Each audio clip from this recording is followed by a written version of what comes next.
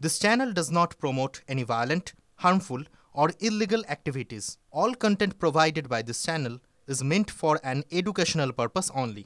School service পরীক্ষায় সেরা সাফল্য মানে oxygen books SSC gateway series.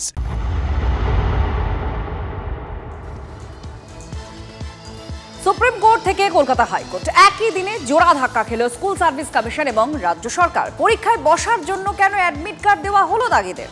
এত ছেলে মেয়েদের চাকরি যাচ্ছে, সেখানে কেন আপনাদের অফিসারদের চাকরি যাবে না? লক্ষ্য যখন স্কুল সার্ভিস, সঙ্গে আছে গেটওয়ে সিরিজ, অক্সিজন বুকস। ভর্ৎসনা করে কমিশনকে কড়া প্রশ্ন করেছে আদালত। আর বিষয়টিকে কেন্দ্র করে বেড়েছে রাজনৈতিক বাকযুদ্ধ।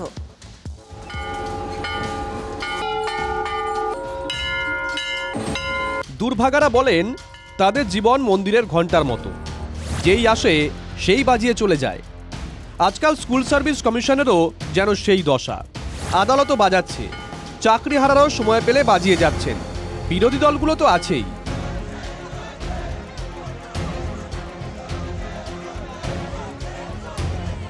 বৃহস্পতিবারের বারবেলা তো ব্যতিক্রম হলো না।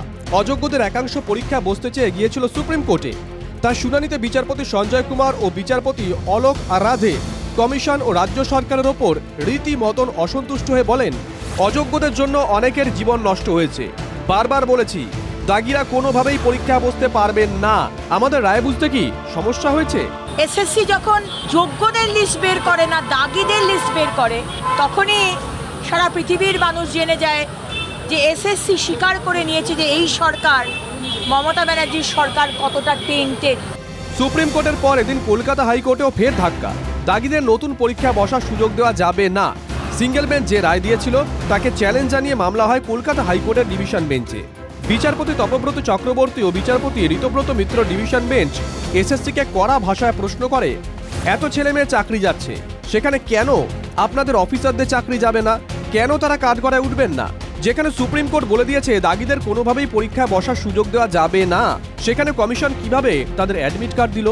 কমিশনের আইনজীবী কল্যাণ বন্দ্যোপাধ্যায় বলেন, লক্ষ লক্ষ আবেদনকারীর মধ্যে কে দাগি আর কে নয় তা বাছাই করা যায়নি, তাই দিতে হয়েছে, ভুল হয়েছে। বিচারপতি বলেন, আপনাদের অফিসাররা এত গুরুতর ভুল কি করে করেন? এরপরও তাদের চাকরি কেন যায় না? কমিশনের আইনজীবী বর্তমানে কল্যাণ ব্যানার্জি স্যার, যিনি দেবাংশু বসাক স্যারের ডিভিশন বেঞ্চে আমার আইনজীবী ছিলেন এবং পরিষ্কার সিবিআই ডেটার অথেন্টিসিটি নেই বলে বলেছিলেন, সেই আইনজীবী আজকে আমাকে বলে দিচ্ছেন টেন্টেড।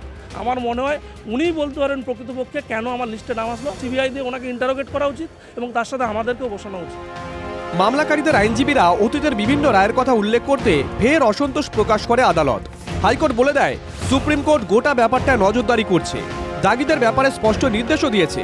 সেখানে এই আবেদনের প্রেক্ষিতে আমরা অন্য কিছু ভাবতে বা বলতে পারি না, সেই সুযোগই নেই। বোঝাতে হলে সর্বোচ্চ আদালতে যান। পিছনের দরজা দিয়ে যেন দাগিদের চাকরি দেওয়ার জন্যই তার একমাত্র লক্ষ্য, সবাই বুঝে গেছে, মুখ্যমন্ত্রী বোঝেননি, সুপ্রিম কোর্ট বিস্মিত। বিরোধীদের পাল্টা জবাব দিয়েছে তৃণমূল। আমরা কোনো অনিয়ম সাপোর্ট করছি না। মানবিক দৃষ্টিভঙ্গিতে কেউ যেন দুম করে বিপদে না পড়ে যায়, সরকার সেই নীতিতে চলছে। এত কিছু শুনলেন, তাহলে বলুন স্কুল সার্ভিস কমিশন আর মন্দিরের ঘণ্টার মধ্যে ফারাক কোথায়? শ্রাবন্তী সাহার রিপোর্ট, TV9 বাংলা।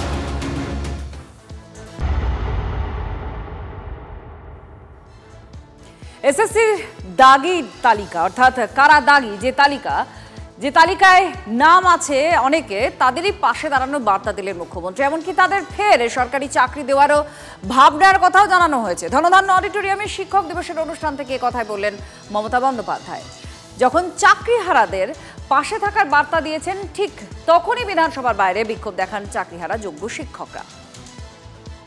যারা বেচারা টিচারিতে কাজ করেও আজকে অযোগ্য প্রমাণিত হয়েছে, এটা আমি আইনের সাথে আলোচনা করছি। তারা যাতে গ্রুপ সিতে পায় বা সেই রকম পর্যায়ে সেটা দিতে পারি কিনা আমরা, সেটা আইন যা বলবে। আদালতে বারবার ধাক্কা, তাও দাগিদের পাশে রাজ্য সরকার। দাগি অযোগ্যদের বেচারা বললেন মুখ্যমন্ত্রী, তাও আবার শিক্ষক দিবস উদযাপনের মঞ্চে। দাগি অযোগ্য শিক্ষকদের গ্রুপ সির পদে নিয়োগের ভাবনা। আমি কাউকে হতাশ হতে বারণ করব, তার কারণ আমাদের সরকার হচ্ছে মানবিক সরকার এবং আমাদের দৃষ্টিভঙ্গি অলওয়েজ আমরা পলিটিক্যালি দেখি না, আমরা মানবিকভাবে দেখি। এই ব্যবস্থা করবেন শব্দটা আমার পূর্ব পরিচিত। এই মর্মে একটা বিবৃতি পেলাম না যে 31শে ডিসেম্বরের পর যারা ফ্রেশ সিলেকশনে অংশগ্রহণ করার পরেও চাকরি পাবে না, সফল হবে না, তাদের ব্যাপারে সরকার কি ভাবছে? তিনি অযোগ্যদের পাশে আছেন, এ তো বারবার প্রমাণিত হয়েছে। আজকে আমাদের চাকরি চলে যাওয়ার কারণ তো ওটাই। এর আগেও অযোগ্যদের পাশে দাঁড়ানোর বার্তা দিয়েছে রাজ্য সরকার। সেকেন্ড ফেজ কাকে অযোগ্য বলেছে, কেন বলেছে, কি কারণে বলেছে, কোন এজেন্সি তদন্ত করেছে, কি কি কাগজপত্র আছে, টোটালটা দেখব। তারপরে তাদের নিয়ে আমি আলাদা করে মিটিং করে আমাদের কথা বলবো। এদিন রাজ্যে শিক্ষক পদে ভ্যাকেন্সি কত তাও জানিয়ে দিলেন মুখ্যমন্ত্রী। তিনি বলেন, শিক্ষক পদে এখনো মোট 56,000 শূন্যপদ রয়েছে। এর মধ্যে 35,726টি পদের জন্য বিজ্ঞাপন প্রকাশিত হয়েছে। আরও 21,000 পদ খালি রয়েছে। মুখ্যমন্ত্রীর দাবি, বিরোধী ষড়যন্ত্রে অনেক নিয়োগই আটকে। আমরা অনেক সময় করতে চাইলেও আইনের জটিলতায় যারা আইনটাকে বেলাইন করে দেয়, এটা আমি কোর্টকে দোষ দেবো না। আমাদের মতো কিছু কিছু লোক আছে, তারা চলে যায় কোর্টে, সব স্টে করে দাও, 1 সেকেন্ডে স্টে হয়ে গেল। এই যে টিচারদের অনেকের চাকরি চলে গেছে, আপনারা কি ভাবছেন আমি মানসিকভাবে এতে খুশি? নো।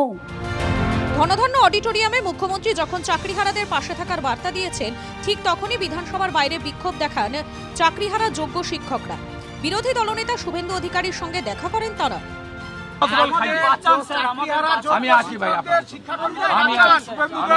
বিধানসভার জরুরি অধিবেশন ডেকে সকল যোগ্য শিক্ষক শিক্ষিকা শিক্ষাকর্মীদের ধারাবাহিকতা সহ চাকরি বাঁচাতে হবে। আগামী 7ই সেপ্টেম্বরের যে পরীক্ষা, সেই পরীক্ষা স্থগিত করতে হবে। শনিবার রাতে 1804 জন অযোগ্য শিক্ষকের নাম প্রকাশ করে এসএসসি। সেই তালিকায় গিজগিজ করছে তৃণমূল নেতা, কাউন্সিলর, পঞ্চায়েত সদস্যদের নাম। এই আবহে ফের অযোগ্যদের পাশে থাকার বার্তা দিয়েছেন মুখ্যমন্ত্রী। মাননীয় মুখ্যমন্ত্রীর স্নেহ বা দুর্বলতা যাই বলুন না কেন, তার কারণটা কিন্তু আসলে পয়সা। দাগিদের মারফত টাকা তোলার ব্যবস্থা তো এ রাজ্যে স্বীকৃত হয়ে গেছে মুখ্যমন্ত্রীর নেতৃত্বে। তাহলে কি অযোগ্য শিক্ষকরা ফের সরকারি চাকরিতেই ফিরছেন? শিক্ষক দিবসের আগের দিন মুখ্যমন্ত্রীর ঘোষণা ঘিরে জল্পনা। Bureau report, TV9 Bangla.